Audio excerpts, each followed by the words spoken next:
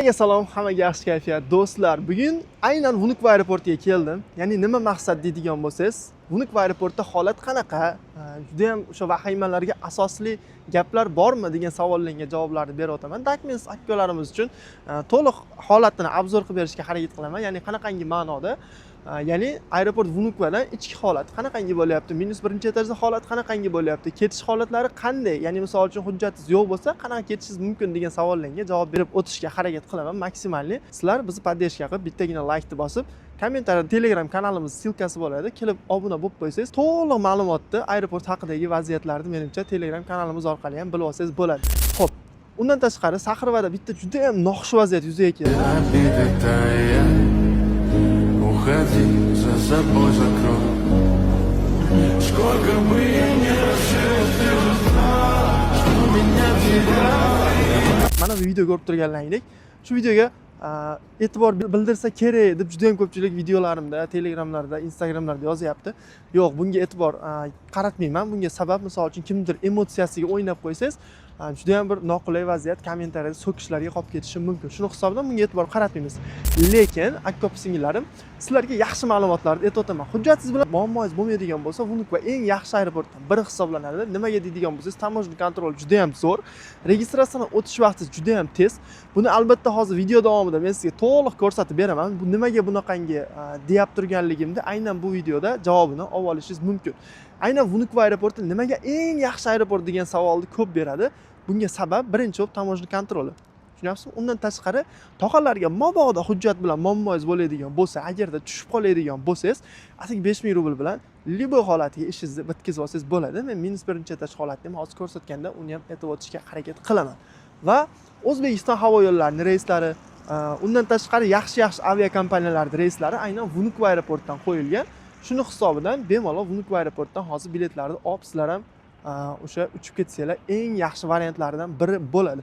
Shuni hisobga olib, men sizga hozir aynan Vnukovo aeroportiga keldim. Chiroyli qilib bitta video qilib beraman. Bizni albatta podpiskasiz kuzatyapti turgan akalarimiz bo'ladigan bo'lsa, iltimos podpiskani birinchi bosib qo'ying. Nimaga deydigan bo'lsak, podpiskasiz kuzatsangiz endi bilasiz, birat. Misol shuncha biz harakat qilib, videolarni syomka qilib, obloshkalar qilib, chotki qilib sizlarga videolarni qilib bersak, podpiskasiz kuzatsangiz bo'lmaydi.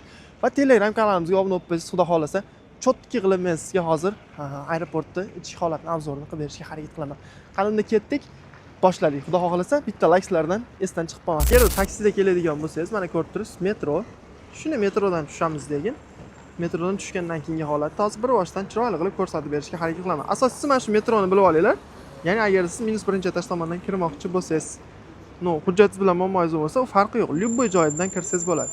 Qaranglar, metro tomondan chiqqaningizda o'zi avtomatiki birdan ikkinchi vaqt tomonni ko'rsatib qo'yilgan. Ya'ni metro tomonidan keladigan bo'lsangiz, aynan siz uchun eng qulay tomonlardan biri hisoblanadi.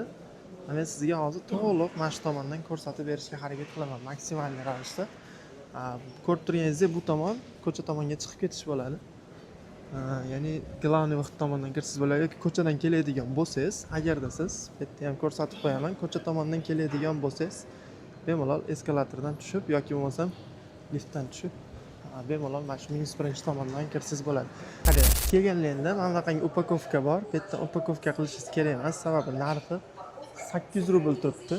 Bu 800 rubl degani juda ham qimmat degani. Men sizlarga tavsiya qilardim, bu yerdan upakovka qilmanglar. Mana bu holatda kirib ketasizlar. Kirganingizdan keyin birinchi bo'lib keladigan joylar sizlarda mana eng kerakli joyingiz tabloni oldiga keldingiz. Kelganingizdan keyin avtomatiki bitta qarab olasiz. Agar sizga hujjatingiz yo'q bo'ladigan bo'lsa, deylik, u avtda mana turibdi bitta tog'a. Mana shu opa ko'rib turibsizlar, turibdi. Mana shu holatdan agarda hujjatingiz bo'lmaydigan bo'lsa, bilasizmi nima bo'ladi? Sekin orqaga qarab turib yana qaytasiz. Yoki bo'lmasa agar hujjatingiz bo'lmaydigan bo'lsa, kutib turasiz bu yerdan o'tishini. Bu yerdan o'tib bo'lgandan keyin ko'ryapsiz. Mana bu yerda lift bor. Mana shu tualetni oldini ko'rsatib qo'yilgan. Mana bu lift bo'ladi. Ko'rib turibsizlar. Mana shu lift orqali sizlar bemalol ikkinchi etajga chiqib ketsanglar bo'ladi. Endi agarda sizni misol uchun tog'a to'xtatadigan bo'lsa, uni muammosi yo'q. Men sizga videoni boshida aytib o'tdim, qanday qilib yetish mumkinligini. Shunchaki atigi 5000 rubl berasiz. Unaqangi xijolat bo'ladigan joyi yo'q. Bemalol shu ishingizni 5000 rubl yoki 3000 rubl yoki maksimalni 7000 rubl bilan bitirib olsangiz bo'ladi. Shu tomonlariga e'tibor qilib qo'ysangiz bo'ladi. Mana shu Vnukovo aeroportining yaxshi tomonlaridan biri. Undan tashqari ketadigan odam ham tamojna kontroli yaxshi ishlagan hisobidan o'sha videoni boshida aytib o'tganimdek, juda ham yaxshi holatda hozir. Vnukovo aeroportdan bemalol biletlarni olib uchib ketsanglar bo'ladi. Vaqtdan kirish ko'rib turibsizlar. Endi men 05 kadrda olaman. Mana eshikni oldida ko'rib turganingizdek, mana bitta bir dona toqa turibdi.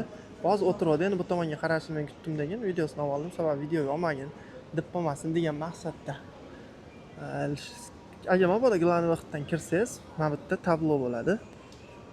Tablo orqali hamma ma'lumotni menimcha ko'rib olishingiz mumkin. Mana misol uchun biz hozir reyslarni qaraydigan bo'lsak, Dushanbega reys bor 9:20 dan, Namanganga 9:55 da havo yo'llariniki bor. Toshkentga 10:10 da reys bor, YTRniki. Va hokazo. Ana endi men sizlarga tepa etajli holatni ko'rsatib berishga harakat qilaman. Bu glaniy vaqt. Glaniy vaqtdan kirganingizdan keyin avtomatik mana bundan bemalol chiqib ketsangiz bo'ladi. Uni muammosi yo'q. Ko'rib turganlaringizda tablo 27-mart holatiga ko'ra bu yerda 9:55 da reys bor. Shu registratsiya yopilib bo'lgan. Hozir 1 soat oldin yopiladi. Lekin bilib olsanglar bo'ladi. Hamma reyslar O'zbekiston havo yo'llariniki barchasi mana mana shu yerda bo'ladi. E'tibor qilib qo'yasiz, mana shu 51-60. Mana bu glaniy vaqt. Glaniy vaqtda oldida ko'rib turibsizlar, tog'alar bor. Ko'rib turganingizdek, -1 da ham bor, -1 da, glaniy vaqtda +1 da faqat bir dona bor. Endi havo yo'llarini bemalol siz registratsiyasidan o'tganingizdan keyin mana bu yerga kelasiz. Bo'lish uchun mana bu 51-52-posatga O'zbekiston havo yo'llariniki bo'ladi.